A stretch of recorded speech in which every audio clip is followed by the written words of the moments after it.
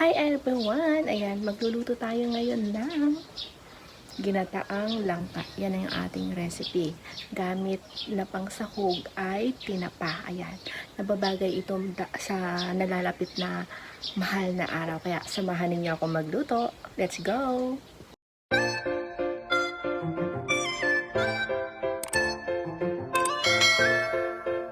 Iluluto muna natin yung sahog. Ayan.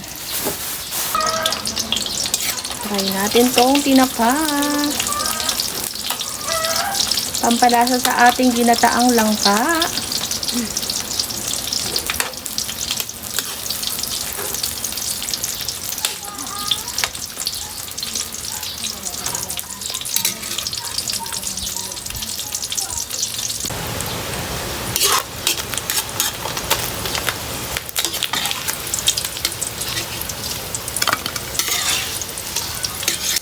Set aside lang natin itong tinapa.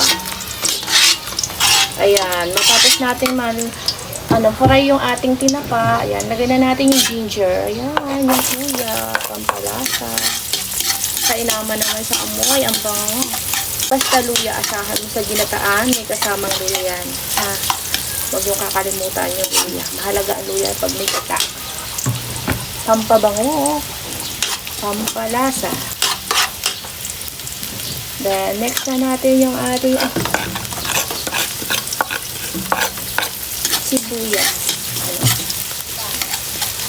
Para matigman mo naman yung luto ko ng langka. Pero yung iba pag nagluluto ng tinapa, ay ng langka, tinapa ko ng tinapa, ng langka, may alamang nakasama, di ba? Masarap din yun. May kasama din pork. Ayan, pero ito ngayon, luto natin. Dahil malapit na magmahal na araw, ito naman yung lulutuin ko. Maganda to para sa mahal na araw. Then, lagyan na natin yung bawang. Ayan. Dito na naman yung ano siya dyan. Ayan.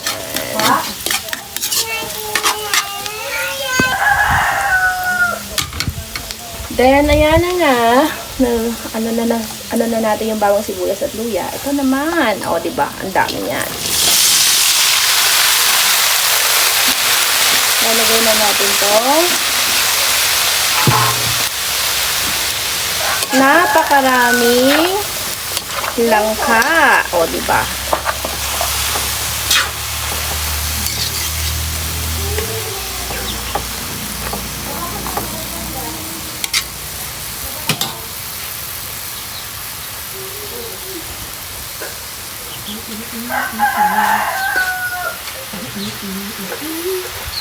Then, yan. Ilagay na natin yung pangalawang gata.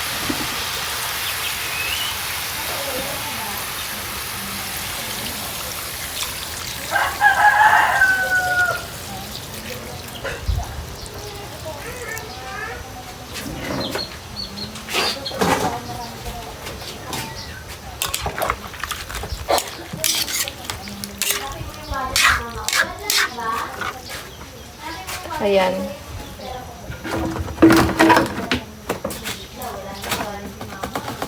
Lagyan lang natin ng konting salt para kumapit sa langka.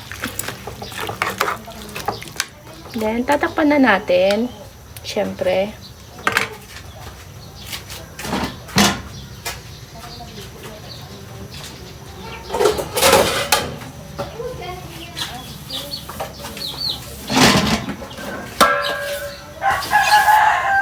Ayan. At babalikan natin mamaya-maya. Ayan.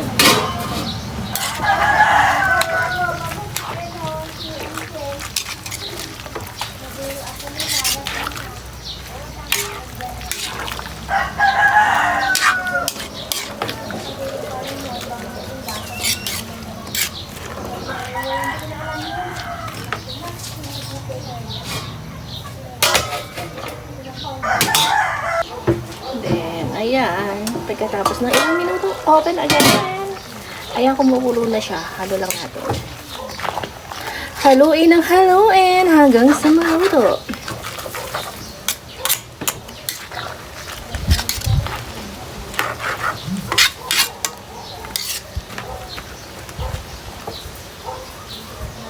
Then, takpan ulit.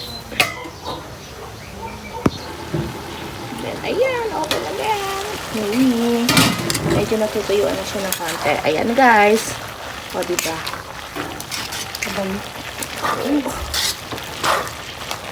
Fresh na, ano to, na langka. Ang niluto natin. Kahapon lang pinitas. Siyempre, mas magandang ulamin pagdating kinabukasan.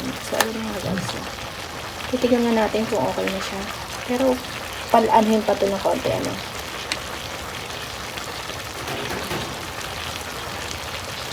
Konting ano pa. Mali natin yung laman niya. Pwede lang. Patuyuan lang natin ng konti. Para mailagay natin yung gata. Yung unang gata na tinatawag nilang kakang gata.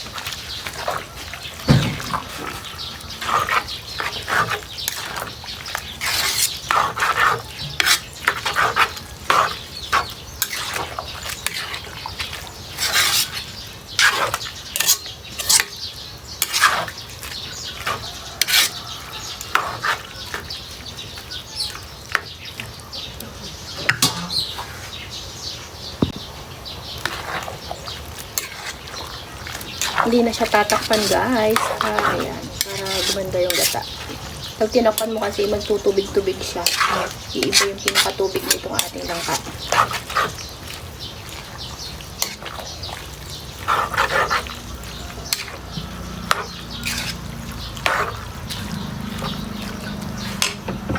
Tipid tayo sa sili dahil wala tayong sili.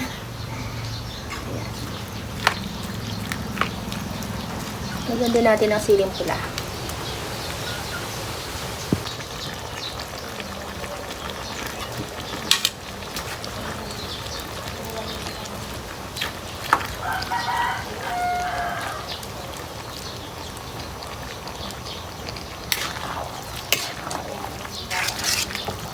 Ayan, nagata-gata na siya, guys.